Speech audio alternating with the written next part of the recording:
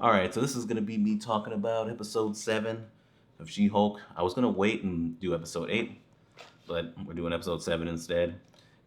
Brief thoughts on episode 6, since the last video I did was on episode 5. Once again, episode 6 is kind of pointless, kind of feels filler. The show even says itself that, hey, this is an inconvenient wedding episode. Yes, it's a self-contained wedding episode, and if you think this is happening at an inconvenient time in the season, you're right, because that's how weddings always are. So you have pretty much just a wedding where, Jen is there and her best friend, a supposed best friend from high school, treats her like shit the whole time, including the bridesmaids. And she has no backbone. There's never a moment for her to ever stand up for herself. Lame jokes. There's a reference to Team Edward and Jacob for some reason. I mean, it just kind of feels like it's just kind of thrown together and thrown out there. They just once again needed a plot, and so they just went with this since this is a so-called sitcom. It's just, I thought it was lame. Titania's there, and I like their rivalry, but I don't like the way it's being executed at all. She's just kind of there, and then eventually Jen gets drunk because she's, upset at being treated like shit, but doesn't have enough backbone to stand up for herself. And so Titania takes that opportunity to try to fight her, and they fight. And, the Titania falls and breaks her teeth or whatever. It's just, I thought it was lame. I won't lie. I thought that plot was lame. Even in a sitcom, when you have an episode like that where a character from someone's past comes in and they're really shitty to them still, there's that moment for them to stand up for themselves against that character, and that just doesn't even happen here. Yeah, the wife, or I guess bride to be comes in, and she's so drunk that she's like, oh, she doesn't care that she's completely ruined her wedding after telling her not to be She-Hulk.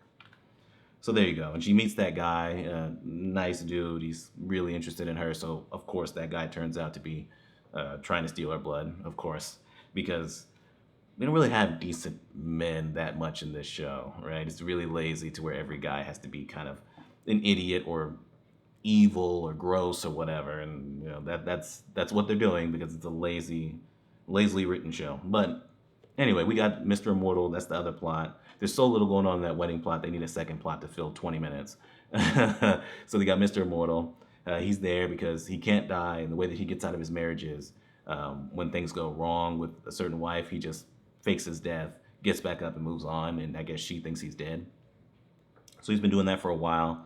And the wives are, they're wise to it now. So now they're coming in, and there's legal ramifications until Nikki just comes in and just solves everything. They care so much about like taking any of this serious that one of the wives just gets an apology with eye contact in their dealings or whatever. It's that stupid. So whatever. But I will say they did get a decent, I guess, meme out of it, because the minute he jumps out of that window, I was like, that's gonna be a meme. A spouse? No, I'm not sure who I should worry about. The government? Because he does it every single time. Was there an insurance claim after any of the ends ends are are switching switching identity? So I didn't really like that 6th episode. So now we're on the 7th episode, right? And I didn't like this one either. But this one had more promise than that last episode, though. There's more there. There's more depth there in this episode. And I'll get to that. It starts off with Jen going on dates with the guy that she met at the wedding in the last episode.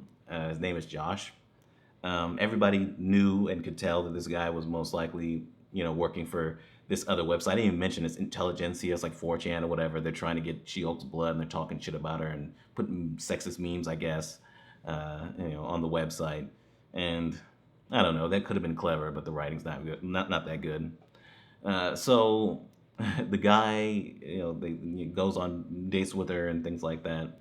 Seems nice. They seem to be getting along okay. And I actually did enjoy seeing this. It's a little bit too much. It's a little sappy, a little cheesy, but I was like, all right, Jen's going out with somebody who seems to actually care about her as a person, not just, She-Hulk.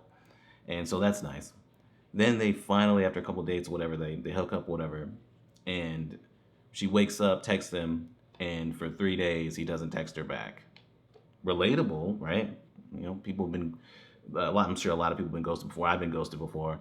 So, it's a relatable plot, but it's not enough for an entire plot. You're thinking, okay, that's like a subplot, or like that's kind of an underlying thing that'll lead to something else. while we're dealing with a court case or something like that. No, that's the plot. She goes to see Emil Blonsky because there was a some kind of malfunction on his inhibitor that keeps him from turning into Abomination. And I actually did laugh because the parole officer just really doesn't want to go see him. Right? He's like scared for his life. He's like adamant on She-Hulk going with him so he doesn't die. I actually thought that part was actually funny because he's really hesitant on even going in or anything like that, and he's always like quick to leave whenever he goes to see him. So I like that. But then Emil Blonsky, for the people who thought Emil Blonsky, oh, it's ridiculous, it's farcical, the Namaste stuff, but I'm sure that'll lead to something else. Like he's lying, like he's actually still going to be a villain. No, he's not. This episode pretty much solidifies that, unless he's playing a really, really good long con. Uh, he now has almost like a facility or whatever to help other superhuman beings get through their issues. It might not just be superhuman beings because the guy that from the wrecking crew is there too, and I'm sure he's not superhuman, so whatever. He helps people through their issues, and so one of the people that he's helping, he looks like a bull or whatever. One of the other guys, he's like a matador or whatever, or he sounds like a matador, so everybody assumes he's a matador. So there's something going on there. That's not very funny, not very interesting either. And they mess up Jen's car, so she has to stay there. She conveniently has to stay there and work through, the issues that she's having. And the only place that has service, because she keeps trying to get service because she wants to see if Josh texted her back. The only place to get service is the place where they do the little group circle sessions. So it forces her to be in those group circle sessions so that she can work out her issues. I don't know. I don't think it's the best writing, but whatever. We do get probably one of the best moments of the entire show where we do kind of get more depth with She-Hulk, and she's talking about, feeling inadequate compared to She-Hulk, where everybody seems to be all over She-Hulk and not really care about Jen. So, like, I meet this guy who actually likes Jen, and that just felt good to know that, And then he ghosts me, and it sucks. There was that moment, and I was like, wow, this is good, right? There are some good things here. This show actually did have potential if we'd have focused more on this, and actually, took the character or the storyline seriously, but we don't plan on really doing that. So, unfortunately, that can't be the full show. But I did like that moment, right? I actually felt for her in that moment, feeling like the popular girl or whatever is from when she was in high school. Like She-Hulk is pretty much that to her, where she's, everybody's just kind of puts up with Jen, but they really care about She-Hulk, and it makes her feel inadequate. I like that, right? I feel like that's something called a character arc, or it could be one, but we're not really all that interested in that. I wouldn't be surprised if it never goes to anything. So that's pretty much it. I think she works through her issues and hangs out with these other guys. Another thing, the costume design is so bad for this show. That dude that's the porcupine, like he would get clowned at Comic-Con with an outfit like that. But whatever, and the other outfits don't look that good either. But it's fine, whatever, I guess. You find out finally that Josh actually is working for Intelligentsia, which was obvious. And somehow, right, he wakes up next to her. He gets something from her phone, I guess her contacts or whatever is going on there. And then he took a picture with her. Like, she didn't wake up from, I guess, the flash from getting, him taking a picture of her. Whatever. But, he gets a text. And he's talking about, oh, I got the blood or whatever. There's a thumbs up. And I'm like, okay, so I guess he either got her blood already, we didn't see it, or he's about to get her blood before he leaves. I was like, okay, so she didn't wake up from the flash of having him take a picture of her, and she also didn't wake up when he took her blood. Okay, right? I mean, you could have at least set up that at some point he drugged her or something so that she wouldn't wake up during all that. But that would have been smart. So yeah, we just have her hanging out with Abomination and getting over the fact that the guy that she likes didn't text her back. There's this whole moment of her deleting his number so she can move on. It's like, oh, well, I'm sure she's been ghosted before, especially with all the issues that she's had in dating. She's been ghosted before. Like I don't know, but obviously, she felt more for this guy, or was really into him because he actually liked her for her, and it goes along with what she's been going through lately. But yeah, I don't think we needed all this just based off of that. I don't think that justifies all of this. And so yeah, that's it. I think that's all that happens. I mean, it's really nothing.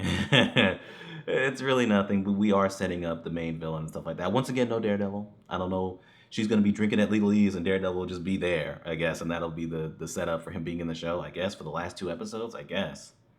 I don't know, dude. It's just the characters are weak. Other than She-Hulk, the storylines are weak, and it feels like filler episodes, but that's the entire show. And it just once again is underwhelming for me. I don't know. There was one moment that I legitimately got a really good laugh at. The funniest moment I think of this episode, where She-Hulk is having a moment, and there's a moment with this guy. I guess he thinks he's a vampire, or maybe he's a vampire. Maybe it's a reference to Blade. I don't know. But there was a funny moment between the two that I did like. Maybe this Josh thing hurts so much because you haven't been spending enough time with Jen. And that's a shame. Because I bet Jen is pretty damn great. Yeah. And tasty. Oh. Damn it, went off the rails. Somebody bail me out. Maybe. But ultimately, it just kind of feels like, I guess. People have said, already, it feels like junk food. It's like even if you do enjoy the episodes, which I haven't because I think the writing's not very good, it still kind of leaves you feeling, empty. Like, okay, I don't really feel like I really got anything from this. But whatever. Maybe they'll save it in the last two episodes. I don't know. Anyway, that's She-Hulk episode 7, and we're done.